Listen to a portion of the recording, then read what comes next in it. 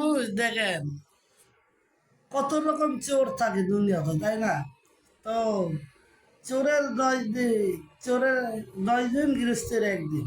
তো ব্যাপারটা এরকম, যেসব চোরের উপরে বাপ থাকে, ঠিক আছে, চোরের উপরে বড় বাপ আছে, সেটা হচ্ছে পুলিশ। পুলিশ দেখেন দৌড়ানি করে, বুঝছে, বা দৌড়ানি যায় বা ধাওয়ানি যায়, যেটা এক কথা বলি। তো যেসব ধাওয়ানিটা দেয় তখন চোরের ওই আত্মার হৃৎপিণ্ড যেটা বলেন, হার্টেরটা, ওইটা আরো হৃৎপিণ্ড খালি বাড়তে থাকে।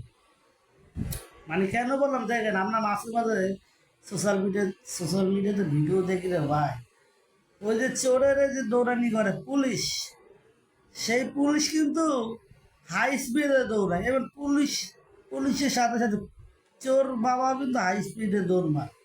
তো আমাদের পরিস্থিতিটা এরকম, আমাদের দেশেই না, সারা বাংলাদেশেই আছে এরকম।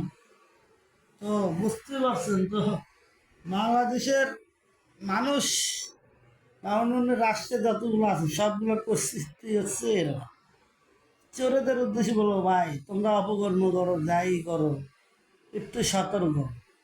তো এই জন্য চোরেদেরকে বলি যে তোমরা চুরি করার আগে একটু সতর্ক হয়ে যাও। কেননা যেসব তোমরা অপরাধ করো বা অপরাধের আগে তোমরা ওই জিনিসটা বুঝতে পারো না, বা তোমাদের মাথা কাজ করে না যে হায় হায় আমি যে এই অপরাধটা করতেছি, তাহলে এরপরে যদি কী হইতে পারে, তার চেয়ে ভয়ঙ্কর হইতে পারে। তো মানুষ হচ্ছে এরকম জাতি, তারা অপরাধ করলে অপরাধের আগে বা পিছে কখনোই ভাবে না। যেসব অপরাধ করা শেষ, পুলিশ বাবা আসে, তা পুলিশ বাপ মানে চোরের হচ্ছে পুলিশ বাপ। তো যখন যারা আসে তখন হচ্ছে তাদের সতর্ক মস্তিষ্ক, তখন তাদের হজাগ। ওই সময় তো হজাগায় কোনো লাভ নাই। তুমি অপরাধ করলা, তোমার অপরাধ করার পরে তোমার মাথার খেয়াল আসলো, ওই খেলার কোনো দাম নেই। এই জন্য অপরাধ, এর জন্য মুরব্বীরা বলে করিয়ে ভাবি, ভাবিও করিয়ে থাক। এই কথাটা বাস্তব।